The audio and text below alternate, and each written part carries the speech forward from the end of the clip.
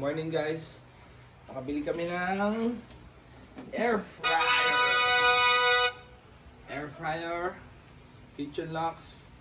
So nasa less than 3,000 lang siya. So 5.5 liters na siya. So digital naman. So hindi na siya knob, hindi siya gumagamit ng knob. So tignan natin kung mas healthy ang pagkain natin dito. Tignan natin kung ano ang pwede niyang iluto. Ayan siya, kitchen locks. Digital air fryer. Hindi siya ganun kalaki. Sakto lang sa mga 3 to 4 person. So, unboxing. So, meron siyang warranty. Meron siyang manual. Importante, sinasabi niya na dapat open siya sa buong paligid. Kasi yung parang air circulation yung gagamitin niya na pang luto. So, ito yung mga iba-ibang minutes niya. Pwede nyo sundan yan. Pwede nyo ring hindi sundan. Basta importante, ipipreheat nyo muna. So, ito yung tray niya. Tignan natin yung mismong unit. Charan!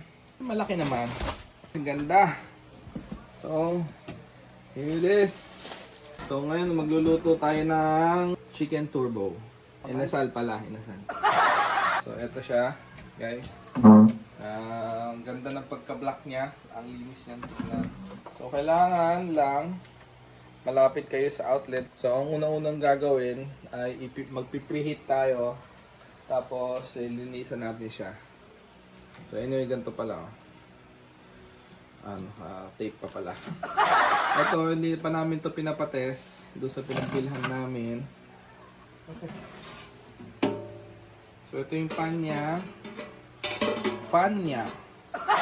Hindi ako fan. Pero fan niya ako. So, mali. Hindi ko alam kung gawitin. So, kapag ganun. So, ikakat muna namin dahil hindi ko alam gawin. Isaksak. What? Yan. Okay, malaki naman. Kasya naman yung manok dito. So, ang gagawin natin ay ipipreheat natin siya ng 20 minutes. Yun. Saksak na natin, guys. So, on natin. At kailangan natin siyang i-preheat. Yun. Kikita nyo yan. Ito ang pipindutin nyo. So, off. Off. Tapos, i-on nyo lang. Tapos, i-preheat natin. Yun.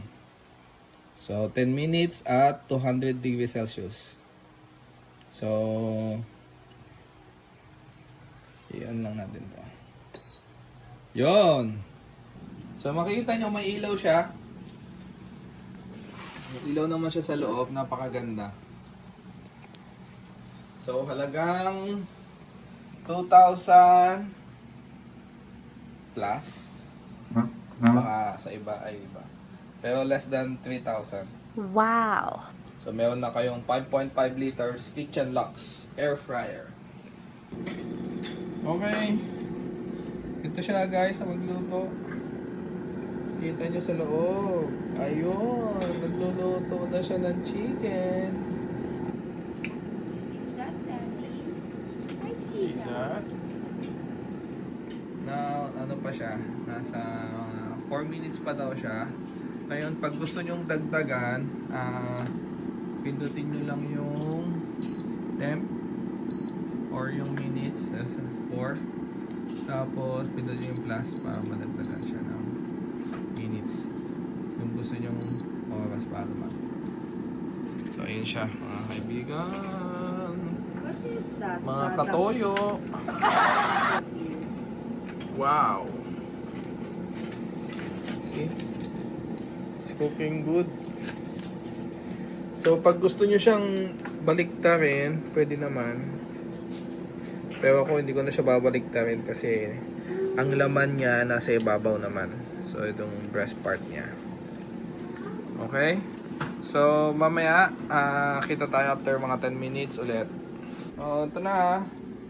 Kunin na natin ang ating look at that chicken. Kakain sa Max. To the flavor. So, meron siyang oil. Konti. Tapon na natin. And then, Wow. uy, so, look at that! Okay guys, ginagamit na naman natin yung air fryer natin ng Kitchen Wax. So ngayon, gumagawa ko ng parang pork lemon. So, ito ang temperature niya, 200. And then, 10 minutes na lang. So, dagdagan ko lang mga ano yan. Dagdagan ko ulit ng mga 6 minutes. So, ayun guys. Papahiran lang natin siya ng lemon with brown sugar.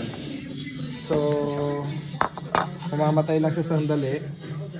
So, yun lang natin siya. Woo! See that? So, para mag-ano siya, maging mas tangy yung lasa niya. Ayan. So, konti lang. Mamaya ulit. After, okay? After 10 minutes, lalagyan ulit natin siya. So, woo! Yummy! On my tummy! Look at that, guys! So, 1 minute na lang. So, at 200 degrees. So, naluto lang siya ng mga 20 minutes. 20 to 25 minutes. And, tan-tararan!